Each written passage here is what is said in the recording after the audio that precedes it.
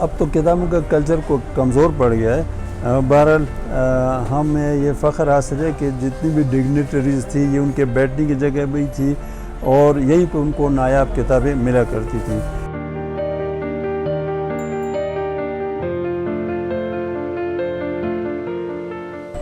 میرا نام فضل اللہ ہے. یہ اس دکان کی بنیاد ہمارے والد صاحب مولانا فضل منان مرحوم نے 1952 میں رکھی تھی. تو ان کی وفات کے بعد ان کے چونکہ 4 بیٹے تھے تو ہم 4 بھائی اس دکان کو اس وقت سنبھالے ہوئے ہیں. یہ شروع میں مکتبہ سرحد کے نام سے ہم نے یہ کاروبار کتابوں کا شروع کیا. تو بعد میں پشتو اکیڈمی کے اس وقت جو ڈائریکٹر تھے مولانا عبدالقادر صاحب، ان کے مشورے سے یہ نام تبدیل کیا گیا اور مکتبہ سرحد سے یہ یونیورسٹی بک ایجنسی میں تبدیل ہو گیا. والد صاحب نے اس کو قائم کیا تھا تو انہوں نے کاروباری غرض سے نہیں بلکہ علم کا فروغ ان کی نظر میں پہلا مقصد تھا.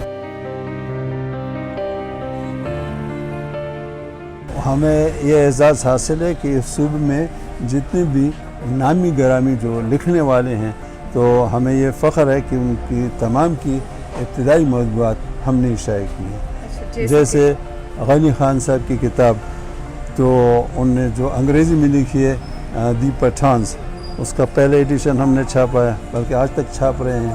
اجمل خاٹک صاحب کی جتنی بھی کتابیں ہیں تو وہ تمام کی تمام ان کی پہلی اشاعت بلکہ آخر تک وہ ہم ہی چھاپتے رہے ہیں. یہاں جتنی بڑی شخصیات تھی جیسے غنی خان، اجمل خاٹک، کلندر مومند، کامل صاحب، دوست محمد خان کامل، جتنے بڑے بڑے لوگ تھے لکھنے والے تھے تو ان کی ایک بیٹھک یہاں ہوتی تھی.